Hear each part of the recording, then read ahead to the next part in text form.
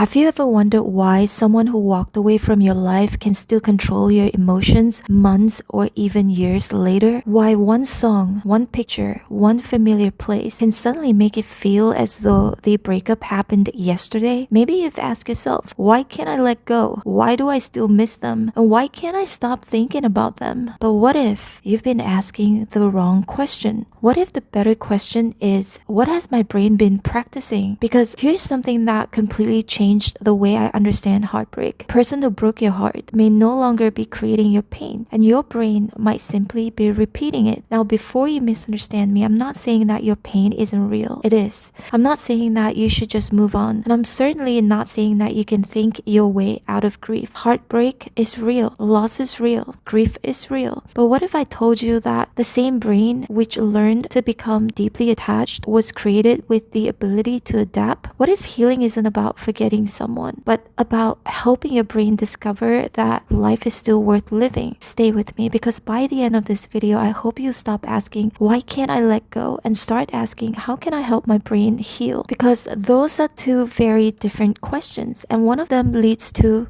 hope.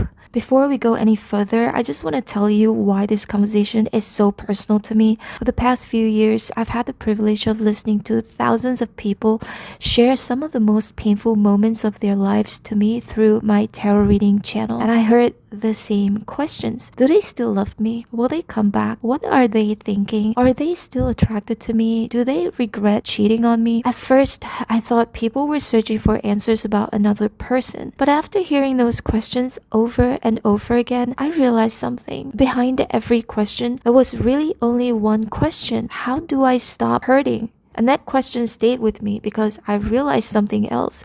Many people weren't trapped because they lacked love. They were trapped because they didn't understand what was happening inside their own minds. And when we don't understand something, we often feel powerless against it. I've always believed that if I understand why something works, I'm much more likely to do it. And that's why I became fascinated with psychology, by human behavior, and by the incredible way God designed our brains. And because I wanted to understand not just why heartbreak hurts, but why healing is possible. During those years of listening to people doing their tarot reading, I also noticed another pattern. Many were waiting for an apology, waiting for a message, waiting for someone to finally realize their worth, waiting for someone to become honest, faithful, committed. And every time I heard those stories, my heart broke for them. You cannot control another person's choices. You cannot force someone to love you.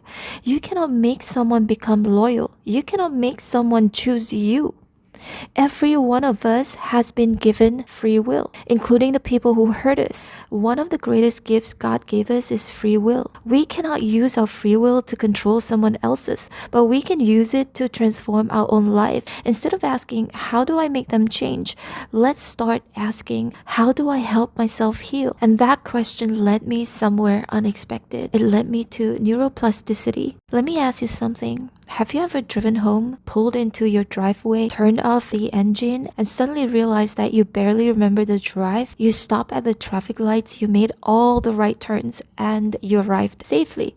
But your mind was somewhere else. How is that possible? Because your brain already knew the route. It had driven it so many times, and it no longer needed your full attention. It simply followed the familiar road. Heartbreak works in a surprisingly similar way. Every conversation you had, every good morning text, every phone call before bed, every hug, every dream you planned together, every I love yous, your brain wasn't only creating memories, it was learning a route it traveled again and again and again. And one day, the relationship ended. But your brain didn't receive an instant update. So now, a song comes on the radio, you smell a familiar perfume, you drive past a restaurant you used to visit together, and without even choosing it, your mind takes that same emotional road. Not because you're weak, not because you're obsessed, not because there's something wrong with you, but because your brain is doing exactly what it was designed to do. It follows the routes it has practiced the most. And when I first understood that, I stopped asking, what's wrong with me? And I started asking, what has my brain been practicing? And those two questions lead to completely different places. One leads to shame, the other leads to understanding. And understanding is where hope begins. Here's the beautiful part. A GPS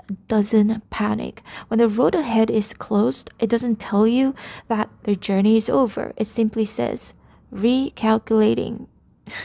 And I love that word, recalculating, because maybe that's what healing really is. Not pretending that the relationship didn't matter, not pretending you never loved them, not pretending you don't miss them. Healing is allowing your mind little by little to calculate a new way forward. And that's possible because something scientists call neuroplasticity. In simple terms, neuroplasticity is your brain's ability to adapt, to learn, to strengthen some pathways through repeated experience, and gradually weaken others when they're no longer practiced. Isn't that amazing? But it doesn't happen overnight, and it doesn't erase painful memories, but it does mean this though. Your brain is not permanently stuck. The way you feel today doesn't have to be the way you feel forever, and that isn't wishful thinking. It's a hopeful reality about how our brains were created. And once I understood that, everything changed. Not because my life became perfect, but because I finally realized that healing wasn't something I had to wait for.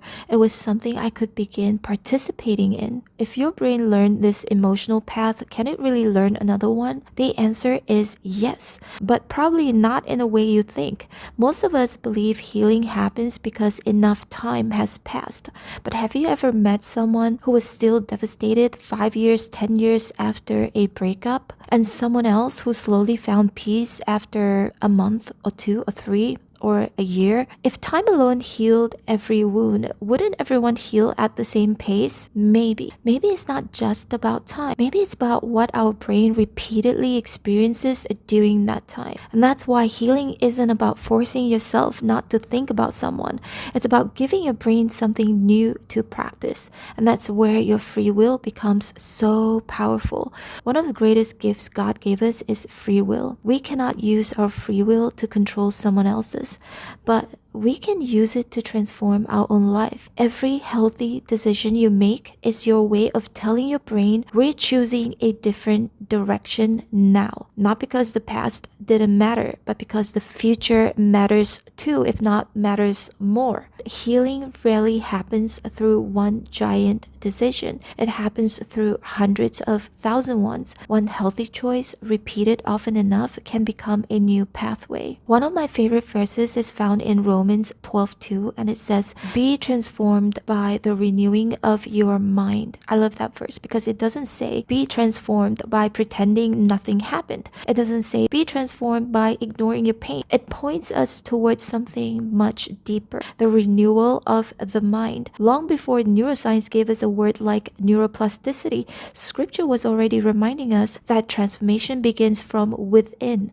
And I don't think that's a coincidence. I think it's a beautiful reminder that God designed our minds with the capacity to grow, to learn, to adapt, even after heartbreaks. Before we finish, I'd like to leave you with 3 truths. Not because they'll erase your pain, but because I hope they'll give you hope. And truth number 1, you cannot control another person's free will. No matter how much you love them, no matter how much you pray, no matter how badly you want them to change, their choices belong to them. And truth number 2, you can choose your response. Not perfectly, not overnight, but one decision at a time. Truth number 3, every healthy choice you repeat is helping your brain build a different future. Maybe not today, maybe not tomorrow, but slowly, faithfully, one step at a time. Before we end, I want you to remember something. Your past may explain you, but it doesn't have to define you. The person who hurt you may have written one chapter of your life, but they don't get to write the next chapter and the ending. Healing doesn't begin when someone comes back. It begins the moment you stop waiting for someone else to write your story and start using the free will God has given you to write the next chapter. I want to leave you with one simple question. What is one small choice I can make today that my future self will thank me for? It doesn't have to be a giant leap. Healing rarely happens that way. It happens one choice, one thought, one prayer, one day at a time. Remember, your brain isn't broken. It's learning. And every healthy choice you repeat is helping it find a new way forward. So until next time, be kind to your mind, because the way you think today is helping shape the person you become tomorrow. I'm Chelsea, and this is Chelsea Comes True, and this is just my second video. If you're looking for a place where we explore the mind with curiosity, heal with compassion, and grow with hope, I'd love for you to join me. Subscribe and let's walk this journey together, and I hope to see you in the next video. Love you.